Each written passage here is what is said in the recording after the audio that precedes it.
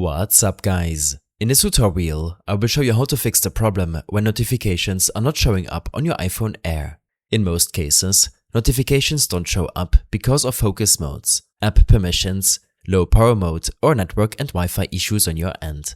First, make sure app notifications are enabled for the particular app you're having issues with. Open up your Settings app.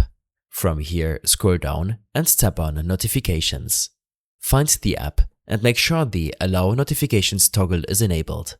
You can choose which alerts to enable, such as the lock screen notification, notification center, or in banners. You can also toggle notification sounds on or off for this app and select to group notifications or not. When this is done, you should make sure that focus modes are disabled. You can quickly verify this in your control center. Swipe down from the top right of your screen, and from here, tap and hold the focus icon to see a list of focus modes.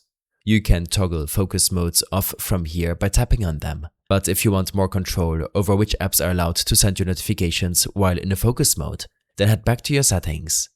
Here, tap on Focus and then select the focus mode you'd like to use. Next, select Apps to allow a selection of apps to send you notifications while it's enabled. If an app is blocked, then remove it from the Silence Notifications From list. Next, head back to your main settings and tap on Battery. Here, make sure that Low Power Mode is disabled in your Power Mode settings. Low Power Mode can pause background refresh, which can stop notifications from apps that require to be updated in the background. Lastly, you should make sure that screen time restrictions are disabled. In your main settings, scroll down and tap on Screen Time. From here, tap on App Limits and make sure that there is no limit for the app you're trying to get notifications from. Next, select Content and Privacy Restrictions and temporarily disable those to see if it fixes your problem.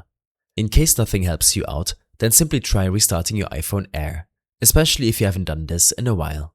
In your iPhone Settings app, navigate to the General section. Scroll all the way down and tap on Shut Down.